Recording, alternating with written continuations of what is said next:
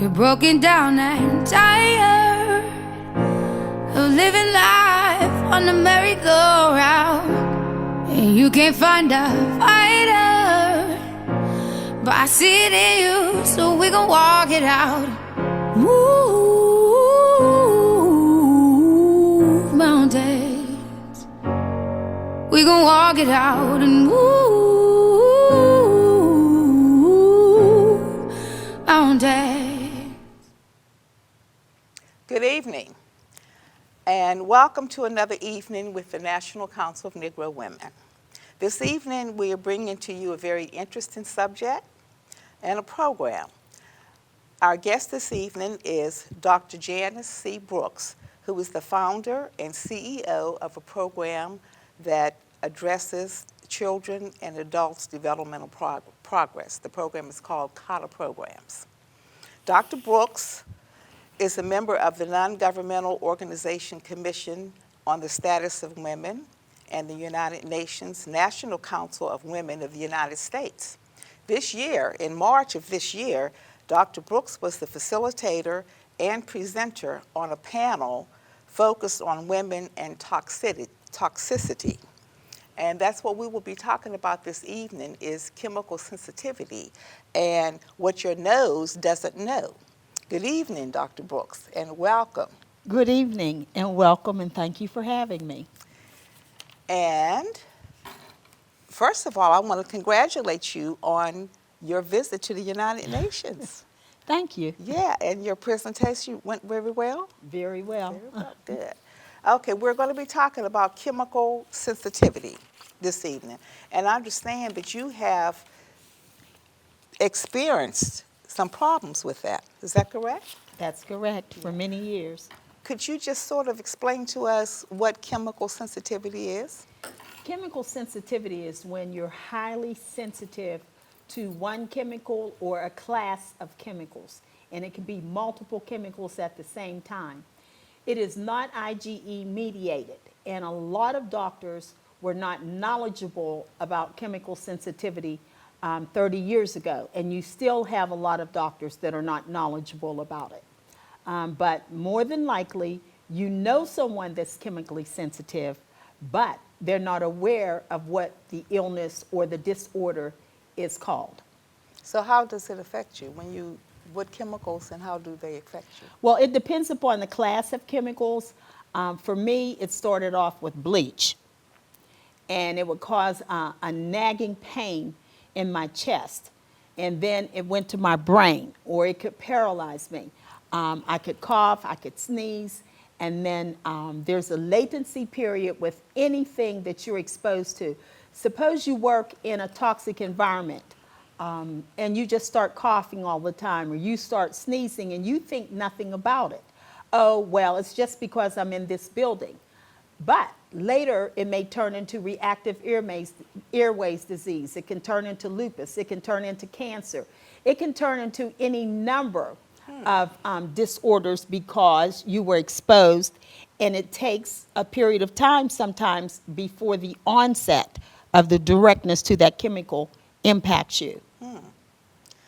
During the course of a day, give us an example of how and what we're exposed to. Just during the course of one day. In the course of one day, it's hundreds of chemicals, not only because of the outside air, but because of the pollutants in your house. Some people have air fresheners going 24/7. Other people use antibacterial soap in the morning. Then we have to spray deodorant. We spray hairsprays. We find it necessary to use certain lotions, and everybody wants to smell good. You get into your car, and there's air fresheners in your car. And years ago, a study was done by Linda Anderson, and it showed that rats that were exposed to air fresheners became aggressive. And so we don't need to worry sometime about the road rage and the violence that occurs on the road, because when you have all of these chemicals, it's going to impact you neurologically. But we don't stop to think about these things. We just continue to use them because, quote unquote, it smells good. Everything that smells good is not good for you. And then your body does not have the opportunity to detoxify all of the chemicals that you expose yourself to on a daily basis. Even the toothpaste that you use has toxins in it. And we continue to use these things. And here in the United States, almost 1 million people are waiting on kidney transplants because their detoxification pathways have broken down or they've become impaired. So between your liver, your kidneys, your heart, your brain, we're polluting ourselves. We're causing sickness and disease. And so this has never been brought to the public before. And I've noticed on since I've talked to you about this, I noticed on some of the household chemicals that I buy, they have, but it's so tiny you can't read it about the hazardous or how not to use it or when not to use it. But it's so little that you really can't read it. So what's the option for people? The option for people is to become knowledgeable, to pay attention. For those of you who are at home, I would implore you to go into your kitchen and get your dishwashing soap, okay? Your dish liquid, just read the back of the label and see what's in there. You can't pronounce it, you're not familiar with it, that means that you should not use it. And we're putting our hands in that on a daily basis. We're not wearing the gloves when we wash the dishes, when we scrub our floors, when we polish our tables. All of those are toxins that are building up in us. And so there's a number of ways that toxins get into our body. We can ingest them, meaning we eat it. Think about what's on our food. Everything isn't organic, and even if it is organic, sometimes it's exposed to pesticide drift, which it shouldn't be. So you ingest it, you inhale it, meaning we breathe it in. I can smell that. When you come into a home or when you go by a car or when you go outside, the air just smells bad. And then the other way is we slather it on ourselves because through lotions or whatever else it may be. And lotion has alcohol in it, is that correct? Well, it's not only the alcohol, it's the other ingredients in the lotion that impacts you. When we were growing up and had to go old school, my grandparents only used olive oil on us. They didn't believe in toothpaste. And so we used baking soda. That's right. We had to use baking soda. And then when I became chemically sensitive, I automatically had to go back to using the things that my grandparents used, nothing that was odoriferous. The 20-multine borax, the Bon-Ami, because it didn't have bleach in it and there was no odor of bleach. I couldn't tolerate the toothpaste, so the baking soda worked out. Whatever was in the deodorant caused my underarms, the aluminum and other ingredients, turned my underarms sensitive and black. So I had to go to the baking soda once again. But we, as a society, have been taught to believe, because we can purchase this, it's good for us. But some of your perfumes have over 4,000 different chemicals just in the perfume that you put on your body day after day after day, and you wonder why you're sick. What are some of the illnesses or diseases that may be attributed to? There's been studies, and there are places where you can pick up this information very readily. There's been a high degree of significance placed upon Alzheimer's disease. Oh, and of course, yes, absolutely. Because it goes to your brain. Okay? And then we know about the breast cancers. And then we know about deformities. All of these things can be traced directly back to chemicals, even though people say there's no such thing as chemical sensitivity. Now, when the astronauts came back, my son trained astronauts, and he said, "Mommy, they're constantly saying, there's no such thing as chemical sensitivity." He said, well, they inhaled a lot of the off-gassing in the spaceship from the fabrics that were in there. And that can cause you chemical sensitivity because you're constantly breathing in chemicals. And so it can impact you. It can impact our immune systems. It's been shown that all of the air fresheners that we have in our home, they're hormone disruptors. And they affect the sperm of men. But we're not made aware of this. We're just taught to purchase these things because we think they're good for us or they smell good. They smell good. Yes, yes, yes, yes.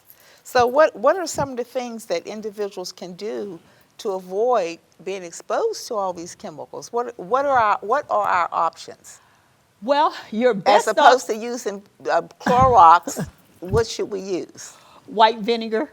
And I mean, it's Really? just And your- white vinegar. Oh. I have not had any type of bleach used in my home since 1986, I believe it was, when I first got exposed to a bleach-based product that was on the market. And like I said, I inhaled it, and everybody else in the house, my 8-year-old said, "Oh, Mommy, that smells like toxic waste. I'm getting out of here." And she left. And when they came back, I had passed out. Even though I had followed the directions on the bottle and mixed it with the water, it just became too much. And then it burned my chest. I just knew that it was a pain, and anytime I got exposed to bleach, I felt that pain. Well, then 6 years later, that pain turned into reactive airways disease. And from reactive airways disease, it turned into something else. And then it turned into pulmonary edema. And then it was a whole host of things. And so even if the chemical companies came on my street, I would know the minute the truck surrounded the corner. That's how hypersensitive I was. So Pennsylvania is one of the few states that has a hypersensitivity pesticide registry. So before the chemical companies can spray, they have to notify you that they're coming into your neighborhood. Oh, really? Yes. Tell me more about the registry. Well, it's through the Department of Agriculture. And your doctor initially has to say that, yes, you have a condition where you're sensitive to the chemicals. And then your name goes on the registry, and it's sent to the various chemical companies. And they have to notify you when they're going to spray. So what type of companies are spraying? Your regular lawn care companies. Oh, okay. They're coming in to spray the homes with pesticides. And people who have homes, and if you have a problem with bugs or whatever it is, there are a lot of natural things that you can do. Or you can use what is called integrated pest management, where you can clean and do other things. And your last alternative would be to use a pesticide. But with ants, old school things. When we were growing up, my grandparents used cayenne pepper or vinegar. Ants hate the smell of vinegar. And so you can wipe down the cabinet, wipe down the door, pour a little vinegar, and leave it there, and the ants won't come back. And so Really? you just do that periodically. Absolutely. Absolutely. So there's a lot of interesting old school, as we say. And we don't need to wonder why the older generation was so much more healthier than we are, because they didn't have the high degree of exposures that we now have. So what about young children, babies? Well, Like- it's the parent that's responsible for that. You don't use fabric softener sheets on their clothes, because think about it. Babies are still developing. Their organs are still very sensitive. And you have all this fabric softener, and people, of course, don't use baby powder anymore, but it was the perfume and the talc and all of those things that we were exposing our children to, and we wonder why there were more instances of asthma and bronchial conditions. And even now, a study came out, and it showed that for those families that had the air fresheners that were constantly squirting, or the plug-in air fresheners, I had a case with a family in my program, in my nonprofit, and the baby was less than 6 months old. And I said, why is this child always sick? You're always taking this baby to the doctor. And the dad went on to tell me some things, and I'm like, okay. Do you have air fresheners in your house? Are you burning scented candles? He said, yeah, we have air fresheners in every room. And we burn scented candles every night. And I just handed him a study, and the color just drained. And he's like, I had no idea that we were causing this. I said, of course you wouldn't, because economically, they're not going to tell us this is harmful to you when they're making money offer Yeah. us purchasing these products, when all we have to do is boil cinnamon, allspice, some, something that we use just to bake with, very cheap. You just put it in the water and turn the stove on, And and you it's could, natural. and that can be used as an air freshener? Yes, in your home. Oh, okay. Mhm. Okay. Yeah, and Okay. that's it. Yeah. And you mentioned children with asthma, Mm-hmm. because there are a lot of young children now with asthma. Mm-hmm. They're diagnosed with asthma by 7, 8, 9 years old. Before And- then, now. No. Before then, because they're inhaling all of these products, and our air is not really clean either, because we're exposed to the air from the mill, from the cars, from people farming, from Construction. doing all kinds.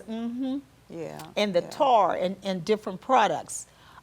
And I see men out, and I'm like, oh my God, they don't have on respirators. They don't have any safety protection on. Lord, what's going to happen to these people before they realize that because they're not protecting themselves, that they will be sick later? There's no doubt in my mind, because our body reaches what they call that toxic load, where we can't tolerate anything else, and then boom, everything shuts down.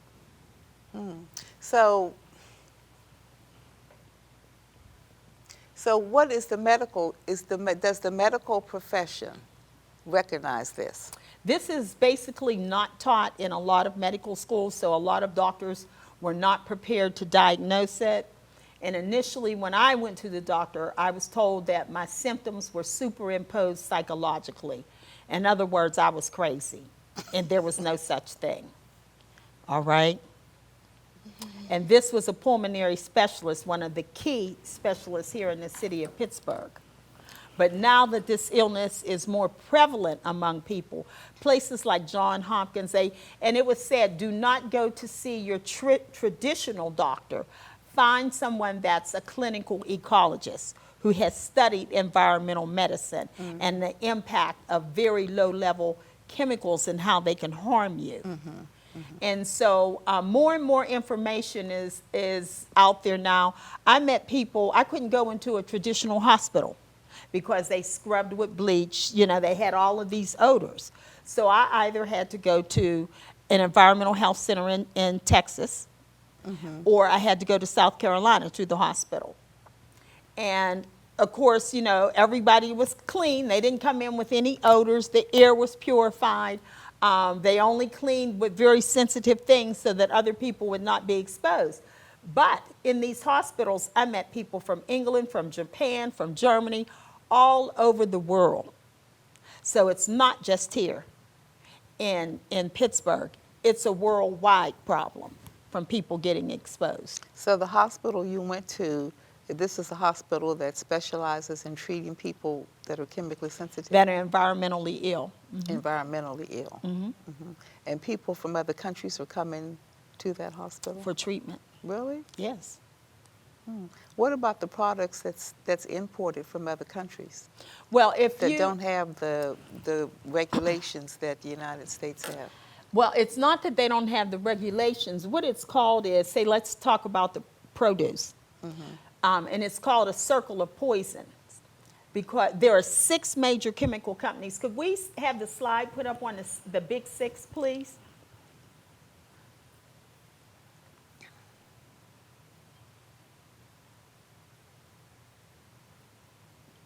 We have a call waiting. Caller, state your name, please, and your question. Yes, I'm Jim from East Liberty, and I'm really enjoying your show. Thank But you. I have a couple questions. How do you distinguish between a cold and MCS? Because sometimes I have a cough and a running nose and a sore throat, maybe a headache at the same time.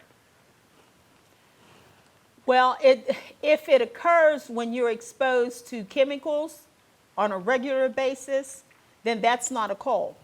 It's a reaction to the chemical compounds. So maybe he needs to look at what chemicals he's exposed to on a regular basis? If he's using those chemicals. Yeah. What type of chemicals are you exposed to on a regular basis? Well, every now and then, dishwashing detergent, sometimes Clorox. items like that. Yeah. And do you have a reaction when you utilize those products? No, no. Usually I don't, but maybe when I say or might wash clothes or something, I might have a cold. You know, so I just know the correlation between the symptoms of a cold and MCS. They're very similar, although MCS, I know people who actually cannot come out of the house. And then not only are you sensitive to environmental chemicals, there's things like not being able to wear anything that has elastic in it, or not being able to wear shoes that the leather has been treated. I know a woman here in Pittsburgh who actually has to put on almost an outfit like a spacesuit in order for her to go out of the home. So we never want to get to that level where we're constantly being exposed, and school teachers and nurses and beauticians. Those are the women that this illness tend to impact the most. I see. And just one more question: is there a book that I could purchase, maybe to get additional information about MCS? Whew.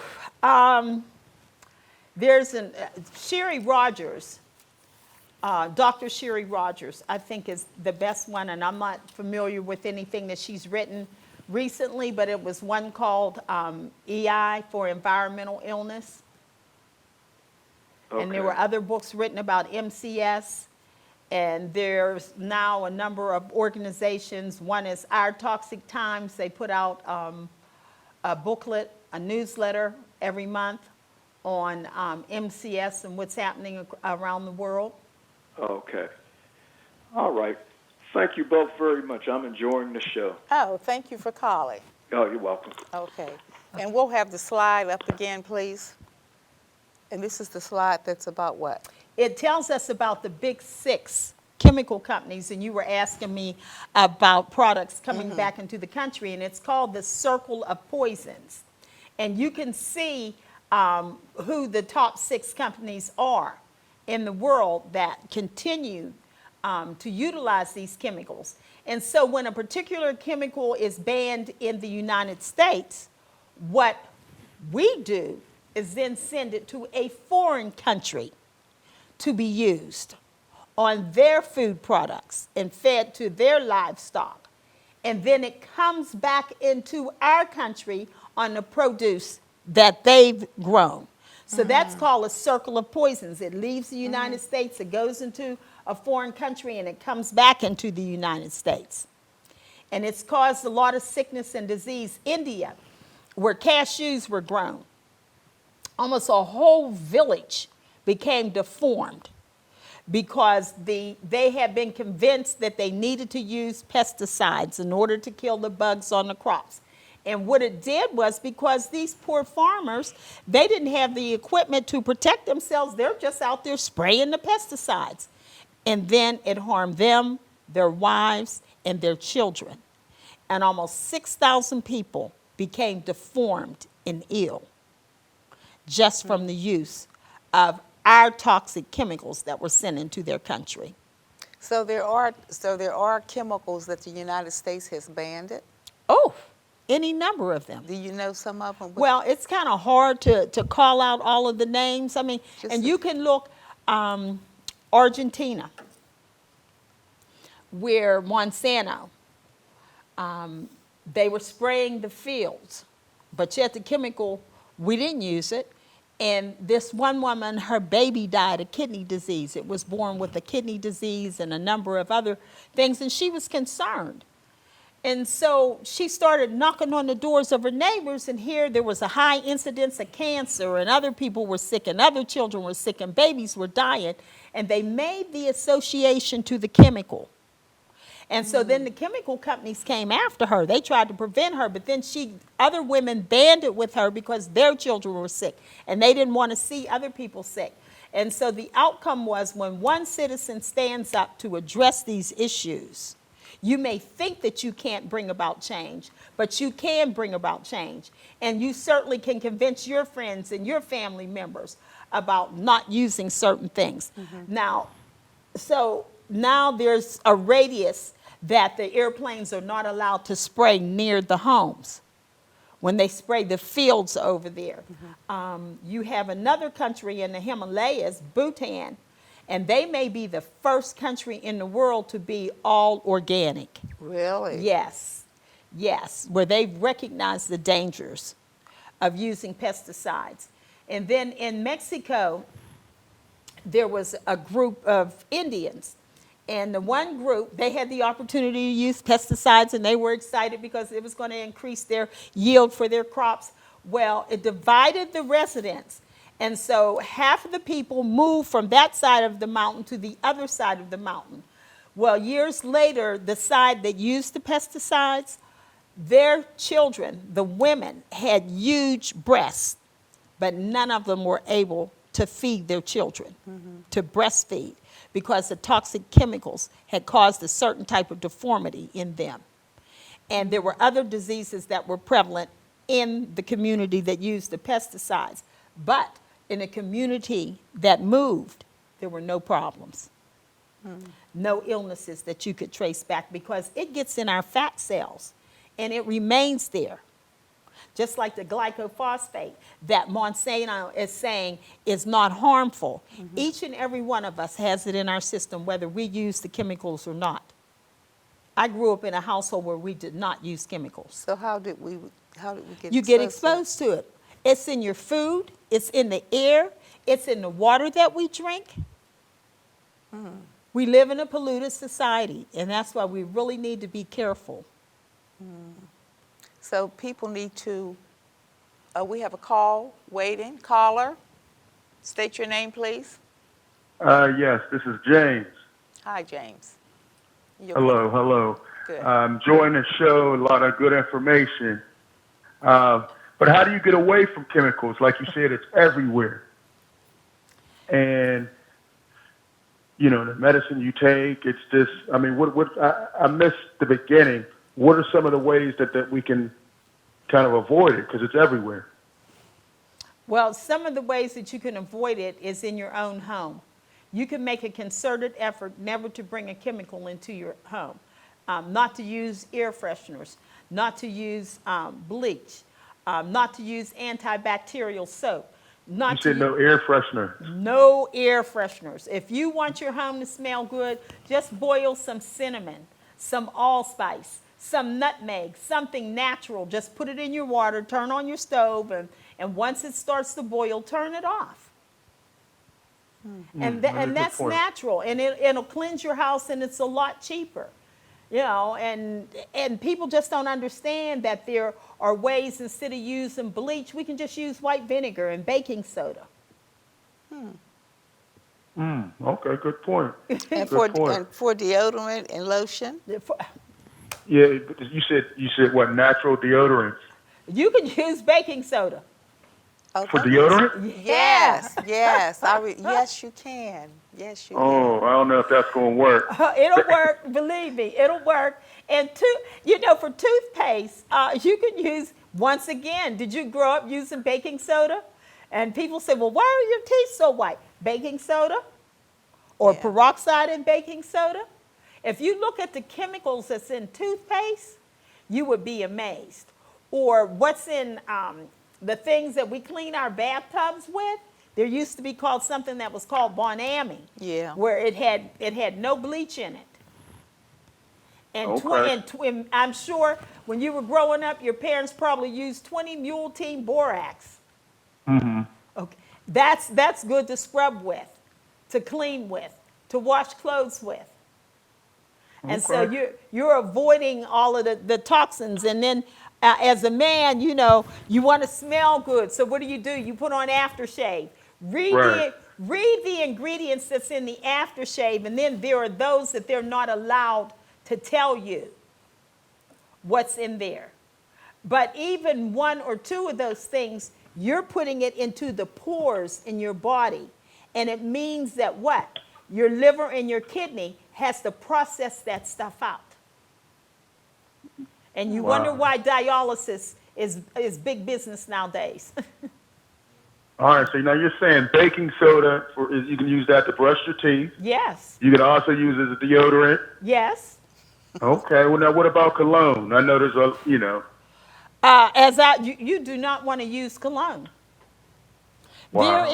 There's something, and this organization is here in Pittsburgh, and it's called Women for a Healthy Environment. And I took their literature to the United Nations with me, and it's called Fragrance Free Day. What your nose doesn't know, okay? And so it's just letting you know about all of the toxins. One fragrance has 3,100 different chemicals in it. Ooh. Yeah, and we're putting it in our body. And then the personal care items, like when you go into the bathroom, and you have to use the antibacterial soap. Well, studies has proven in the long run what can happen to you from using the antibacterial soap. You can become resistant to antibiotics. There are some people who has the alcohol poisoning from using that. It impacts our immune system. And it goes on and on and on. Hormone disruptors, all because we want to use that antibacterial and the sanitizers and things of that nature. Wow. Well, you definitely opened up my eyes for, Thank you. to make some changes. But now, what would be a good replacement for cologne? Olive oil. No, he said for cologne. For cologne. Honey, hey, if you're good, your body smells good, you don't need to cover up the scent. Okay, I mean, but some people like to have that extra. What do you suggest? Oils, the oils they sell? No. It's So all the oils toxic. aren't good either. It's all toxic. We don't know any better. Once you become knowledgeable, it is up to you to protect your health. It's nobody else's responsibility. Because in the end, when the disease occurs, you're like, oh, I shouldn't have done this. I shouldn't have been exposed to this. Now that you know, you can protect your own health. Okay. You're going to have me scared to put you're going to have me go home and throw everything out the house, the toothpaste, the deodorant, the cologne, and... Well, I tell you, just do the research on it. Okay. And you make the decision. When you start typing in all of the different chemicals that's in the cologne that you're using. You have another call. Okay. All right. Well, I appreciate the information, and you definitely opened up my eyes. Keep up the great work. Okay, and thank you for joining us. All right. And we have another call waiting. Caller, please state your name and your question. Hi, my name is Karen, and I just want to say that I really am excited about this program. I like to think, but I'm not an environmentalist. I think a lot of African and Black people are. My question is, what is your view on hybrid cars and the use of hydrogen peroxide as a bleach? And I'll hang up and listen to your answer. And thank you very much for this program, and I hope there's some way we can contact you for more information. Okay. Peroxide is great. You can utilize that. There is nothing wrong with using peroxide. Gasoline is one of those things that I used to be extremely sensitive to. And even gas in my home, we had to have a special filter put on the furnace when I became really ill.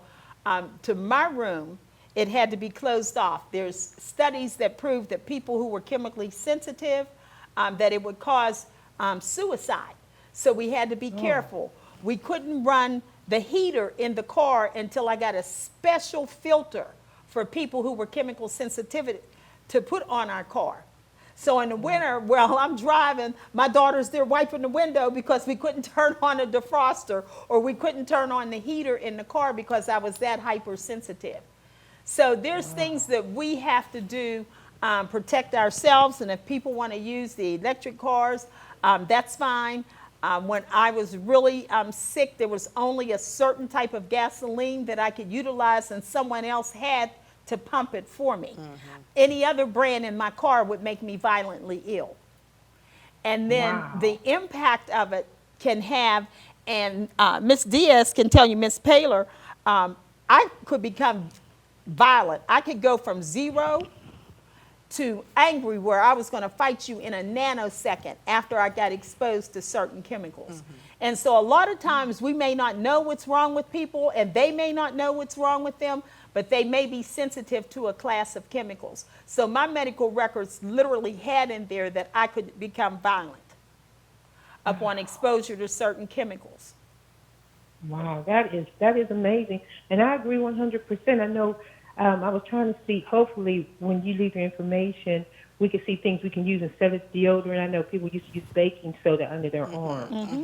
They say instead of bleach, you can use hydrogen peroxide.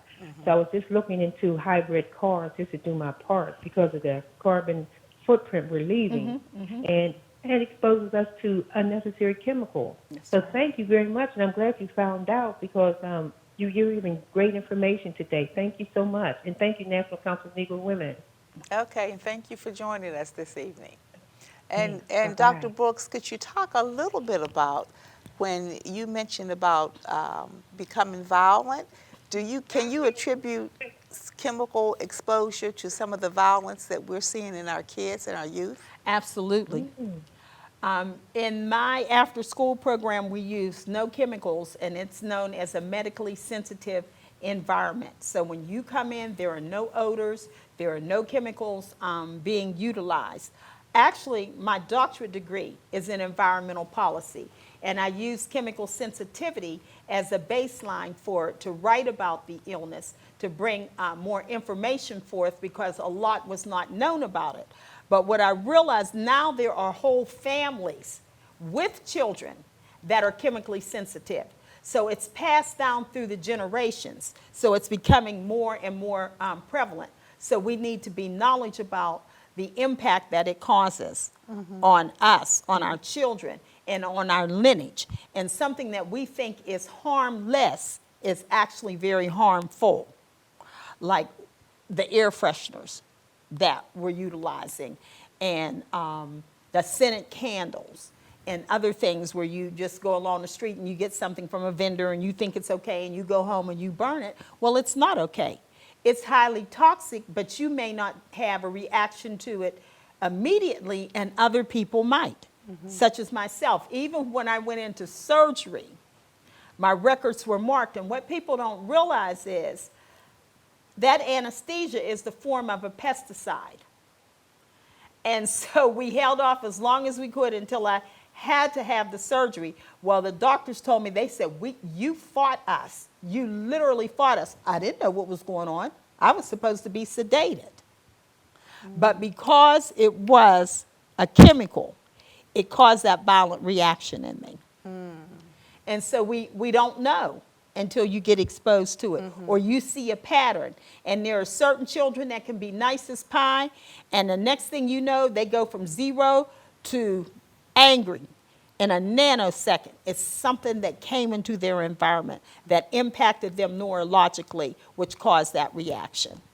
And if we could have the slide that talks about the type of insects that the pesticide kills. And I think it's here. I think you have it here. It's in here. It's called Classes of Pesticides. Yes, yes. And explain that a little bit. Okay, what we need to look at in terms of the classes of the pesticides is what it kills, okay? You notice that it says the types of pests which they kill. Now think about this. We are on a higher scale, a higher level. And so if it kills low-living bugs and things and insects, it impacts us because it gets into our cellular structure as well. So for insects, you use insecticides. For plants, you see it's called herbicides. And for rodents, that's rats and mice, you see it's the rodenticides. For bacteria, it goes on. And then for fungus, it goes on to tell you. And so for each one, it's geared for killing a certain thing. But you're using that. You're inhaling that while you're out there spraying it. It's getting into your body, and it's bioaccumulating, meaning it's building up. And if it's meant to kill at a lower level, if it continues to build up, it's going to cause sickness and disease and death in you. Now, I know one of the things that you did when you were experiencing your illness is that you had a sauna installed in your home, Yes. and that helped you? That helped me because my detoxification pathways were compromised and I wasn't able to sweat. And sweating is a form of cleansing where it purifies you. Well, that was shut down in my system. Tap water. We couldn't use regular tap water in the house, so I had to use a whole house water purification system.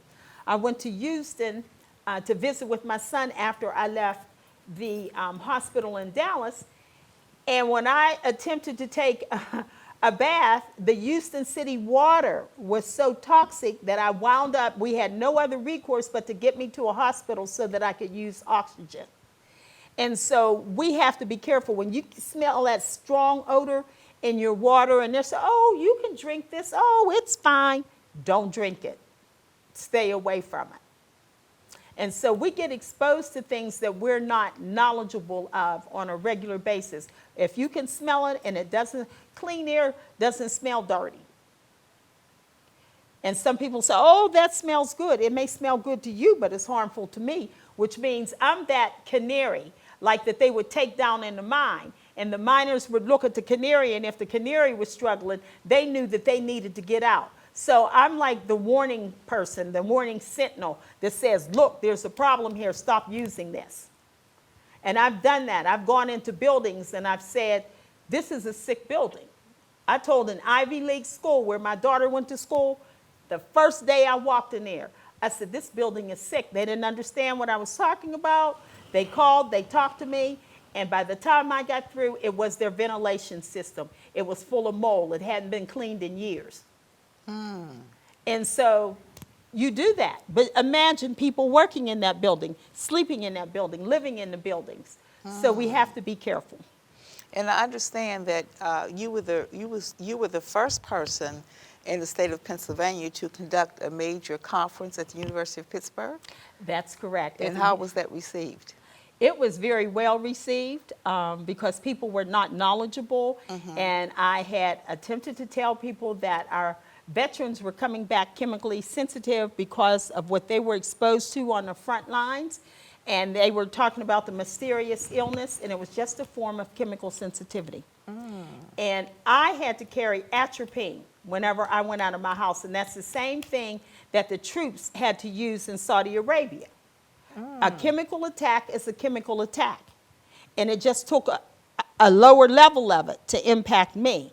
But they were exposed to it day after day after day, So the not atropine, realizing. how did you use the atropine? Okay, I was able to squirt it under my tongue. I did not have to inject it into my vein. And it could stop a reaction immediately. Oh, okay. Yeah. Okay, okay. And I understand that, too, as a result of the research that you've done, that you have made policy recommendations to the Pennsylvania State Legislature? Yes. And how was that received? It was very well received. That's when Representative William Robinson was in office, and he was a strong supporter of people who had chemical sensitivity, and he wanted more knowledge about the impact on it in health. Because if you can't go into a hospital setting to receive health care, then there's a problem. So people in the hospitals were getting sick, or people weren't aware of the fact that what they were giving the IVs with could impact you. Because of the plasticizers in the IVs, they were leaching and getting into the bloodstream of the patients, and they had no knowledge of this. So there's a lot of things that needed to be changed and needed to be researched. And I have to give Philadelphia Children's Hospital, this was well over 20 years ago. They were the first to acknowledge about the plasticizers and the impact that it was having on babies and other people. So has Pennsylvania passed any legislation to address this issue? Well, they already That had you the know of? hypersensitivity pesticide registry, and they just tried to make it more accessible for people, but no, not on a large scale. Nothing has been done. Now, there are some colleges that now have chemically free dorms. So people who are not only chemically sensitive, but for people who are environmentally aware and they don't want to be exposed to chemicals, they can live in these special dorms. and Oh, really? apartments. Oh. So how do you sign up for the registry? Where do you get that You can information from? write to the Department of Agriculture, and they'll send you the information, or you can go online and get it through the state of Pennsylvania. Or can and you your get it doctors from your- have to sign it. Can you get it from your state rep or Well, legislator? yeah, they can. He can. Yeah. Your state legislator can get it for you. Okay, okay. And I understand that you're very active in the community, and you also are the first Black female to run for Congress in Western Pennsylvania. Is that correct? That's correct. I was the first African American female to run for Congress in southwestern Pennsylvania. And who were you running against? I was running against Mike Doyle. Oh, okay. And how did that work out? It worked out very well, and I'll be running against him again if he runs for office. And you also, I understand, I think it was last month or a couple weeks ago, that you were recognized by the Talk magazine as one of the 100 influential African American women in what, Pennsylvania? Pennsylvania, Okay. absolutely. And yes. how did that feel? You know, it was just good that people thought that I was making a contribution because I've been in the trenches for years working with at-risk children, helping our senior citizens, fighting police brutality. And so the name of the organization initially was Citizens to Abolish Domestic Apartheid because of extreme police brutality in North Versailles. It was going unaddressed, and the residents kept asking me to do something about it. So we were the first social justice organization in that area. Okay. So why did you change the name? Well, I'm preparing to pass the organization on to someone else, and that was my dream, and that was something that I did. And actually, we have a very good relationship with the police department, and we're geared more to helping children and families. And so now the name, we kept the acronym, the CADA programs. And so it's Children and Adults Developmental Agency Programs. Okay. So we okay. provide a safe environment for our children. And you operate, what, 5, 6 days a week? 5 days a week. Okay. Yeah, And what age brackets are you working From ages 5 to 16. You have 2 calls. with? Okay. Oh, okay. Caller, please state your name and your question. Good evening. My name is Mark, and I want to say just another wonderful program this evening. And I definitely wanted to call and say hello to my friend, Dr. Brooks. Oh. It's always good to see you. Thank and I you. see you thinking, trying to remember who I am. I know I'm on who the you political are. side with you. I know exactly who you are. How are you? I'm doing well. But, you know, I had some questions, but I was just fascinated by the information you were sharing. This is another part of you that I did not know about. I only knew the political side. Oh. But it's a lot of good information. But one thing I wanted to just mention, that it would really be great if the National Council of Negro Women would consider some research in identifying the top 10 survival things that African Americans should have in their homes.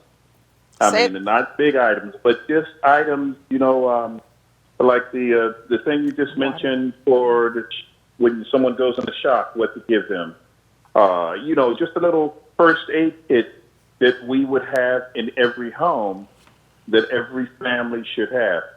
One of those things that I hope should make the list is about a month ago on national news, they showed, I believe it was a couple that was stranded in the woods somewhere, and they were out for a week or so. But when they interviewed the guy, he said that we were able to stay alive by drinking water that we thought was contaminated, but we used this tool. It was a handheld tool, and I think it was something that you were able to filter water quickly and make it drinkable. Really? And I just said, you know, that item should be in every home when folks decide that, you know, hey, our water is dirty, or if the water is shut off and you're out somewhere and you're in a river or pond and you got to get water in your system. But, you know, the news was so quick I couldn't find out the name, what it was. But it would be great for folks who are listening that are researchers to find out what that was and share the information. And so I just think the information you're sharing is wonderful. It's really starting to make us really rethink our things in terms of what's good and what's not good for us. But can you imagine the thousands of people who have no idea about some of the things you're sharing? And so they continue to take their kids to the hospital. They continue to give them medication. They continue to do the topical stuff. And when it's something much, much more deeper. My final comment or question, and if you can respond, I appreciate that. Doctor, do you have an opinion on this discussion or controversy around should children take the vaccination shot to start school? I'll hang up and listen to your response. Thank you so much. And it's always good to see you, Doctor. Thank you. Okay. I look forward to seeing you also. Okay, you want to? Sure, I think it is, I can just say it is up to the individual because there are pros and there are cons. And so that's a decision that a family has to make on their own. Okay. The next caller, would you please state your name and your question, please? Oh, hi, this is Donna from Homewood. I'm enjoying the show. Thank you. Now, when you talk about the circle of poison, the Penn Hill Senior Center is passing out vouchers for produce on June 11th for those senior citizens who are, I believe it's 65 and older. I'm not sure whether it's 55 or 65. But with those vouchers, you can only buy produce that was grown in Pennsylvania. And I'm wondering if that is the reason to avoid the circle of poison or just to help the farmers in Pennsylvania. That's the one point I wanted to ask. And then the next one is when you talk about alternative doctors like the environmental ones that you had mentioned earlier. They're not usually covered under insurance. Is that right, or are they? They are covered under insurance. It depends upon, there are, like the homeopathists and people like that, they generally do not accept insurance. But the clinical ecologists or the EI doctors, they do accept insurance, and it depends upon what form of treatment that they have in place as to whether or not the insurance company will pay for it. Now, there's a difference there. Okay. And then do you do workshops throughout the year that help people identify different products and identify what ingredients in products to look out for? Believe me, I do not. I am traveling constantly between New York and Philadelphia. I have a nonprofit and a church. So my time is kind of consumed, and I'm just getting back to doing more research on environmental impacts and things of that nature because there's a need for it at the United Nations. Okay, well, thank you. If you know of any places that do that, let us know, please. I certainly will. Thank you. And Thank you. Thank you very thank you much. for calling. You're And to welcome. answer Thank your question about the farmers, no, those vouchers are given out, and you can only use them in Pennsylvania, and it is to support the local farmers. Okay, thank you very much. Have a good day and keep up Okay. the good work. You also. Thank you, and thank you for calling. You're welcome. Yes. Bye-bye. Okay. And going back to the last question, caller that came in, he was saying about the top 10 items that we should have in our home. Well, that's a project you have to work on. Thank you. I appreciate the assignment. Now, would you mind giving your information, contact information, if someone wants to contact you? Right now is not a good time to contact me Okay. because of my involvement with the at-risk youth this summer. But they can always come through your organization, and then when I have the opportunity, we Okay. will respond.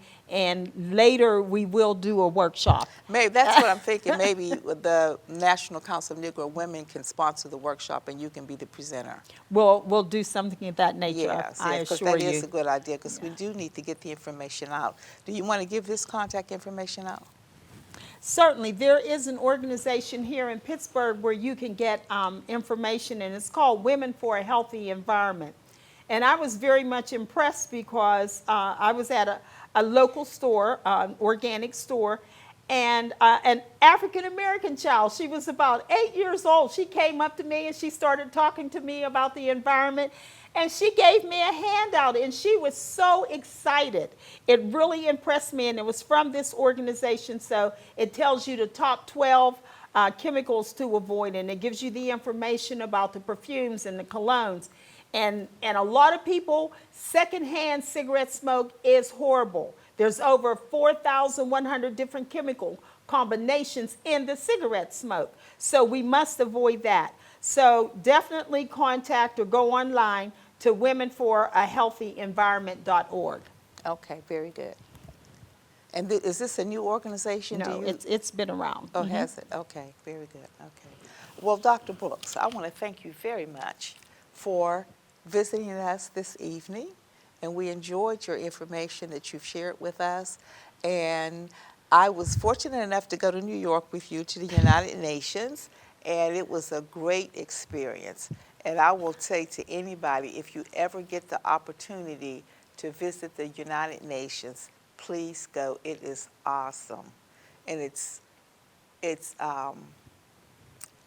just awesome. Everybody needs to go and visit the United Nations. They have a lot of our history there, particularly about slavery. And this is the booklet that Miss Dr. Brooks used when she did her presentation. But there's Queen Mother. This is Queen the 50th anniversary explain that. at the United Nations, and most people call her Queen Mother, okay? And she walks through the halls of the United Nations like she owns it. And of course, this is a black woman. And actually, you're more familiar, I'm sure, with 2 movies that were put out, and they were actually about her, about a nun. So this year we will be celebrating 50 years of Dr. Dolores Blakely at the United Nations, and they'll talk about her professional journey and the number of people that she has influenced, and she travels throughout the entire world. And so she's definitely one who represents us well at the United Nations. Yes. And the other thing that I was impressed at the United Nations, there was women there from all over the world. I shared a room with a lady from the Netherlands. So it was it was a good experience. It was educational, and I learned a lot. So if you ever get the chance to go, please take advantage and go. And I want to thank you this evening for joining us, and thank Dr. Brooks for giving us her time and her information, sharing her information with us. It was an honor to be here. Thank you for having me. Yes, yes. So thank you very much, and I'll look forward to seeing you next month. Yes. Yes, okay. And you will come back on the show later on and give us an update on some of the things that you're doing, that Yes, you're involved I will. in it. Yes. And especially let us know if you're going to run for Congress again. I will be running for Congress. I'm telling you now. And how long has your program been in effect? Carter programs? Yes. Since 1990. We've been around for a long time. And you've grown. Yes, grown. we've grown. We've grown It's all considerably. year? It's all year. Oh, okay. Yeah, 24/7. We're there. Okay, 5 days a week. 5 days a week. Okay, And we you are feed busy, yeah. breakfast and lunch to the children, and we give meals to senior citizens as well. Okay. Yes. Okay, very good. Again, I want to thank you for joining us this evening, and I thank Dr. Brooks for giving us an hour of her time out of her busy schedule, because she is very busy, and look forward to seeing you all next month. You're broken down and tired of living life on the merry-go-round, and you can't find a fighter, but I see it in you, so we gon' walk it out. Move mountains, we gon' walk it out and move